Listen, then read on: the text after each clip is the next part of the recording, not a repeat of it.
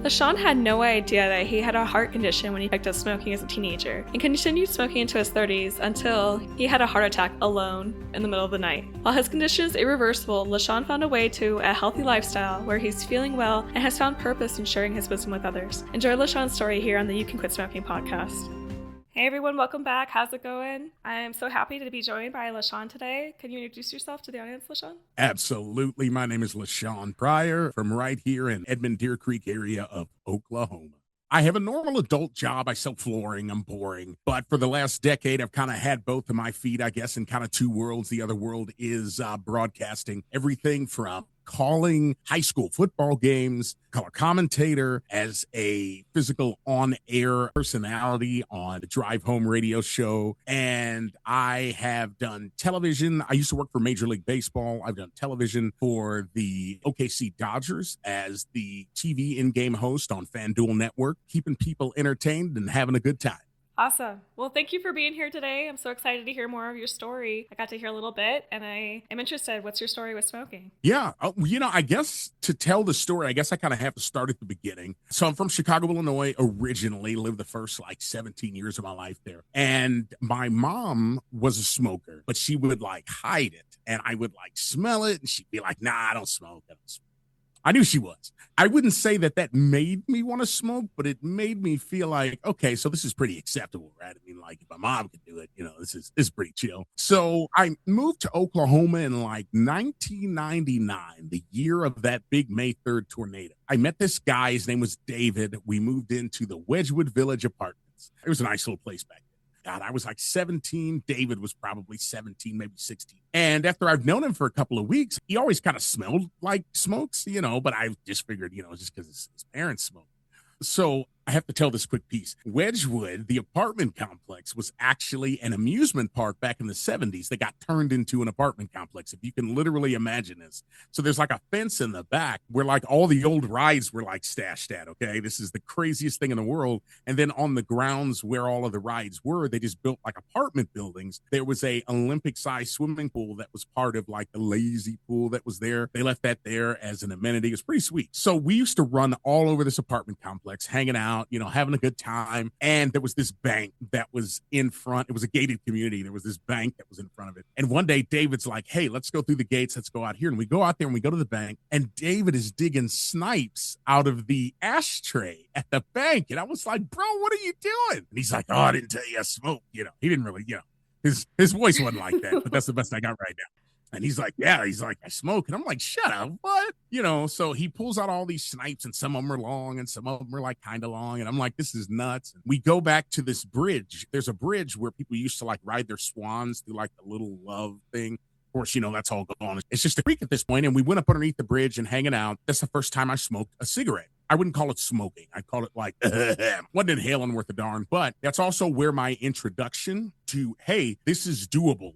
It was terrible, but I was like, yeah, I could do this. And that's how I got started smoking. Well, fast forward a bit, I smoked pretty consistently. I was a 2-pack-a-day smoker. If you caught me on the right day, I could smoke 2.5 packs, man. I could smoke crazy. We'll fast forward up to my career in football. I became an arena football player, and I was in my 30s. I was probably 35, 36 years old, and I'd been playing football for some years. Probably a little bit too old to be playing, but I was still playing. At this point, I had slacked off of the smoking, obviously, but I wasn't about to quit. Well, unfortunately, in the middle of the night, one night, I'm asleep. I'm a single guy. I'm inside of my apartment, and I thought I was getting robbed, right? So I felt this pressure. I'm like, this cat has his knee on my chest. I'm all alone. And I start swinging.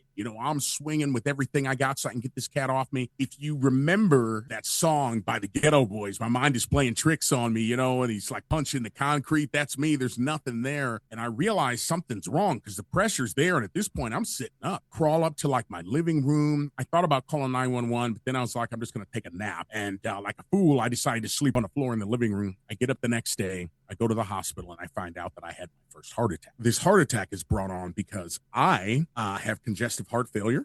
I have hypertrophic cardiomyopathy, which is a fancy way of saying that I have an enlarged heart. I also have scarring around my heart. I have AFib. All this stuff is unbeknownst to me, so I should have died playing football if I'm keeping it 100. About a day later, I was in the cath lab having my cardiac ablation surgery. As I sit here talking to you and everybody, I have a implant inside of my chest. That was when the discussion was had with my cardiologist. She kept it really 100, and she said a lot of the damage that's been done, some of this is unfortunately, it is hereditary. My mom's waiting on a heart transplant. So some of it is hereditary. A lot of it is damage from heavy smoking from the age of 17 up until in my 30s. And so I got faced with a choice of, are you going to quit smoking? Are you going to keep smoking? How do you want to handle this? I will tell you, for full disclosure, I had my second heart attack in the dugout at Chickasaw Bricktown Ballpark in between TV hits where I just didn't feel that great. Wasn't smoking anymore. That was in 2023. So that's just 3 years ago. Wasn't smoking, but again, damage has been done. And I had my second heart attack there, but it was a mild heart attack. I was able to finish the TV hit and make it back to the dugout where they sent me home. And the same me sits in front of you here today. Hence why I don't work there anymore. Me and Major League Baseball made the decision that if you're going to have heart attacks in our dugouts, you might want to stay in the house. Kidding. So, oh my goodness. That is wild. It is. But it's been something that I've been able to turn into a very special journey in the sense that I have been able to, I MC a lot of events with my business. And so I MC events for the American Heart Association. I do TV commercials for the Oklahoma Tobacco Helpline.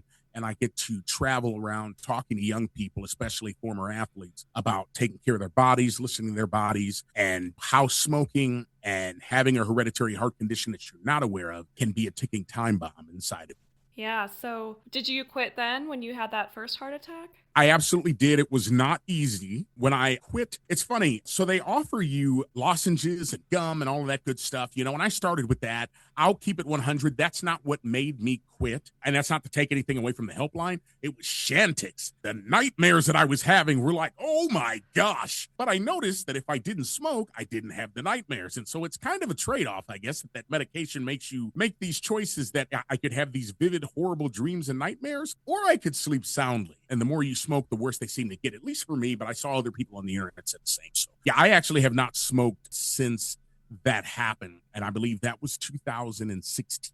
You said it was difficult. What was part of that difficulty for you with quitting? Just getting used to not doing it at certain times, transitions? What part do you think was the biggest struggle? Yo, I will say to anybody out there, I am a big back. I was a lineman. I love to eat. And there is nothing like that feeling. After you get yourself a nice full belly, man, let me hit the smoke right quick, man. Let me step outside and just, whew. That was probably one of the hardest parts, was that feeling of settling your food, which I think is probably just baked into your mind. But that was probably one of the worst. And then I don't know if you can call it an oral fixation because it's more visceral, but seeing the smoke, it's like cause and effect. Like, oh, I went, hey, look, there goes some smoke. So not doing that and getting that, I think that was one of the hardest parts. So speaking on food, did you notice any difference in taste? I noticed that I got fat. I'll tell you that. I started, I could eat. Yo. Yes, there was a difference in taste. It took some time. A lot of people made it sound like it happened in like a week. I feel like after I got done coughing up a half of a lung, which I assume was years of the walls of my lungs being coated, I started eating like crazy because, yes, food did taste better. Some food didn't taste as good. And then I wondered, why was I eating this? But yes, I would definitely say so. Did that continue, or were you able to kind of curb that? What changed with that? Was it just with time, with intention? I still eat a lot. I don't know. Yeah. I don't know. I like to eat. That didn't change. But no.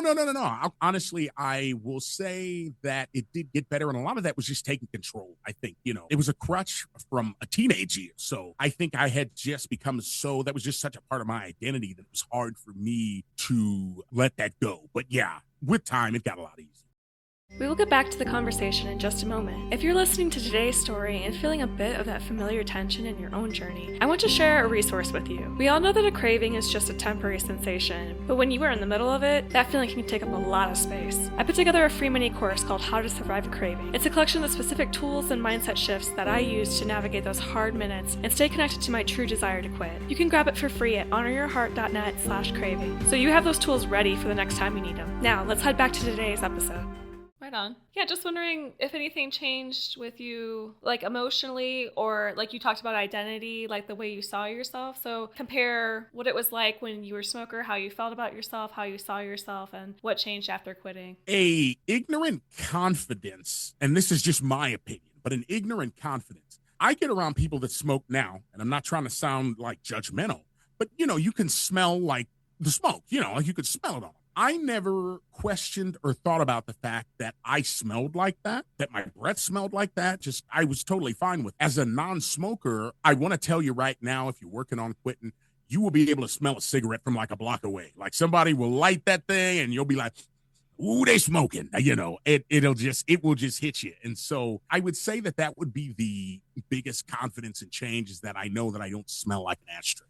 Yeah, it's so freeing. I don't know if you were like covering yourself and all that kind of stuff. I used to do that. It was like, I don't know, a 5-minute, 10-minute thing to wash my hands. And yeah, I didn't do anything. No, I just walked around. just rocked it. Yep. But you know what? I don't think I was cognizant. You know how people say, and I say this to people all the time, it's like that 5,000-foot view. Like when you're in it, when your boots on the ground, you don't see it. You have to be up above it to be able to see it. Once you quit and you're looking at yourself from that sense, I think you have a better ability to be able to kind of take stock. But when it's you're there, it's your normal, it's your everyday, you don't see anything wrong with it. So yeah, I didn't. I was fine with it.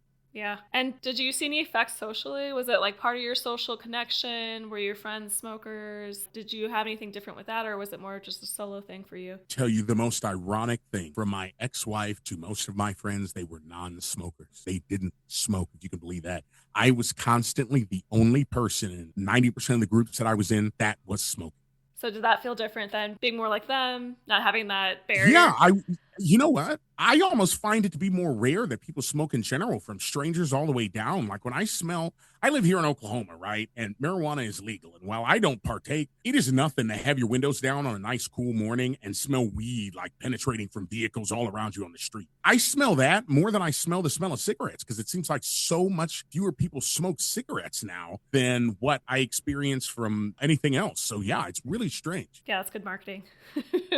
Right. So you said you use Shantex. You didn't do any of the vaping or any of the, speaking of like substitutes, like some people, they'll quit cigarettes and go to smoking pot. They'll go to vaping. Did you have any interest in that, or? I didn't. I think because I was afraid, because the Shantex had me terrified. Yeah. But no, I didn't, which was a good thing, I think. In a case like mine, and that's what I always tell people, it's not that I couldn't have done that, but I think with my heart condition, with it being something, I just had this conversation with somebody just the other day, because they were asking me about having congestive heart failure. And they're like, well, it'll get better. And I said, the doctor told us, so I've changed doctors and I see the heart failure team now. I have a whole team of doctors that I see for the telemetry, which is, the thing in my heart and all the other stuff that take care of me. And I feel like I'm at a point at 45 years old. I was telling somebody, I said, there isn't technically a cure for congestive heart failure. As I talked with the doctor, it goes A, B, C, D, right? There's 4 stages. I am out of B and I'm starting C at 45 years old. And so the point, I guess, would be that sometime, if I make it to like 75 years old, 80 years old, if I'm like on oxygen, whatever, I'm making it, but I'm going to be a very tired man.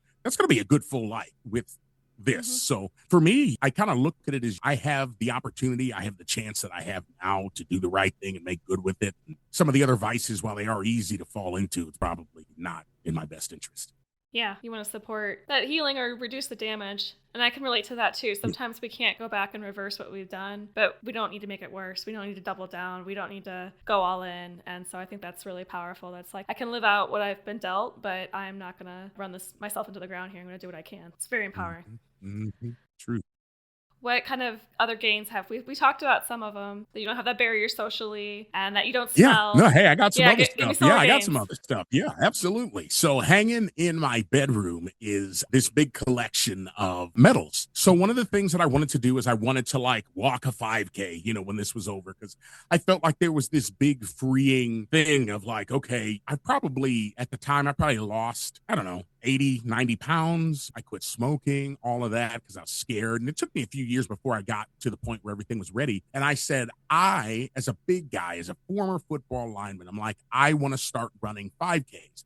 This is crazy ambitious. This sounds ignorant as heck. I even became a firefighter, a volunteer firefighter, and I'm like, I can do this. I can tell you it started with me in my full bunker gear doing the Oklahoma City Memorial Half Marathon. While I was miserable, I completed it. And I said, well, if I can do that with all this gear on, I guess I can probably just do this, just fine now. And I'm not a firefighter anymore. I probably trot/run 5Ks a year now, if not more. I have this huge collection of medals up there. And that's been one of my greatest, most freeing things, is the fact that while I wasn't running before, and I could tell you as a 2.5 pack a day smoker, I wasn't going to run anything but my mouth. The fact that I can do this now is truly, it's a blessing. And that's why I mentioned the American Heart Association. Like I say, I MC a ton of events every year, absolutely for free. I show up and I MC their big event here in Oklahoma City. And it gives me a chance to kind of tell my story to thousands of people. They have a bunch of people who they say we're the survivors, which I always feel is like weird and cliche because I'm like, I didn't do anything. All I did was not die. Like, I'm not special. I just didn't die. But it gives a chance to kind of talk to like stroke and heart attack, and people that have been through this, the families, etc., to talk about you can make it through this.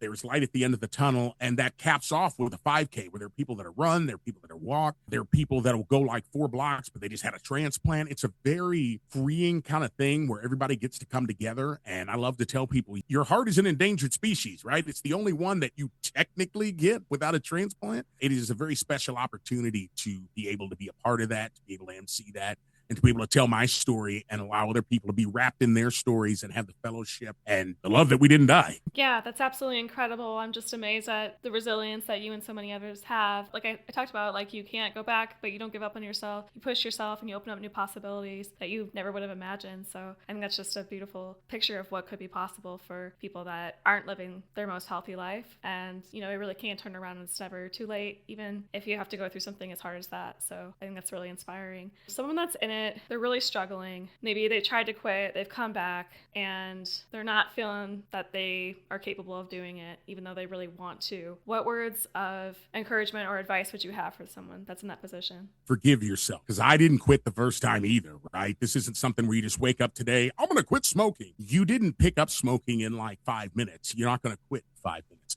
Forgive yourself. Love yourself. You are still an endangered species. You are not less of a person because you smoke, and your smoking does not define who you are. With that said, do not give up on yourself, right? It takes time. I'm 45 years old. It took me 45 years to be 45 years old. You may have smoked for 20 years. I'm not saying it's going to take you 20 years to quit. It may take you 10 tries over the course of 5 years. I don't know. But forgive yourself, because the harder on yourself you are, the more that you look in that mirror and you say, I'm a failure and this and that. You smoke that cigarette with tears in your eyes because you messed up. You're making it harder on yourself. You can do it. There is support. There are services. It's whatever it takes. But this is your journey. I love motorcycles. I ride bikes. And people always used to tell me when I first started, when I would ride in groups, they'd say, ride your ride. Don't try to keep up with the guy next to you. Do not try to ride wheel to wheel with him. You ride your dang ride. That's how you get hurt. Same thing, folks. That's how you hurt yourself emotionally, is trying to keep up with the Joneses, trying to force yourself to quit, trying to make yourself do whatever it is. Set your goal, push it out, be mobile, be nimble with it, but be forgiving. There's a lot worse things that can happen to you. Look, you want to quit, you're going to quit, but forgive yourself, because if you don't, you never will. That's really touching and got me a little teary-eyed. So thank you for that. That's so inspiring. And it's a really hard place to be. You've been there, I've been there. And I just think that brings a lot of hope and encouragement. So thank you so much for sharing those words. And I'm wondering, can you talk more about how people can get in touch with you, your podcast, where people can find you? Absolutely. So my podcast is Pryor to the Snap, PRYORTO the Snap. We are a sports podcast. We have a ton of fun. We have a guy that's a former roughneck from the University of Oklahoma. You guys know my story. And of course, my wife, she is a former softball player and volleyball player. She is a psycho for Nebraska football. We have a ton of fun. We'd love for you guys to stream us, listen, Google us. We are on literally every major streaming platform. And as far as me, myself, I have a blue check. My name is LaShaun Pryor. There's about 20,000 crazy people that follow me personally. I post sports content all the time. Also flip over to Pryor to the Snap, spelled the same. As I mentioned earlier, there's about 20-some thousand folks over there that put up with our crazy. All three of us are over there. We have a ton of fun. We try to be inspiring. I post up videos about, I mentioned earlier, I do motivational speaking for young people. I post videos often on my personal page where they're basically just a morning affirmation of like, look, you woke up, you showered, you got dressed. For some of you, if you're dealing with depression, anxiety, and sadness, that may be all you do today, but take the win. That's a good thing. All the way up to having a better day up at work. So like I say, it's a crazy place, but I invite you guys to come hang out. Also look up Sean Pryor Tobacco on YouTube. You'll find all of the television commercials that I've done. I don't say that to brag. I say that because that will put you in touch with resources to be able to get what you need. And if you don't live in the same state of Oklahoma as me, many of your states have the exact same thing under the blank, whatever state tobacco helpline, and you'll be able to get those same resources. So it's a good deal. Well, thank you so much for coming on here, sharing your story with us, talking about what you've been through, the hardships, what you found on the other side. I really just appreciate your time and your wisdom. Hey, thank you so much. It's a pleasure to have been on here with you. Thank you so much. All right. Take care, everyone. See you next week. Are you thinking more about your physical health and the effects of smoking on your heart? Check out Dr. Bill's story, where he had absolutely no thought about quitting smoking until he found himself facing a major heart surgery. You can hear his tips to quit smoking in episode 29. Thank you for listening.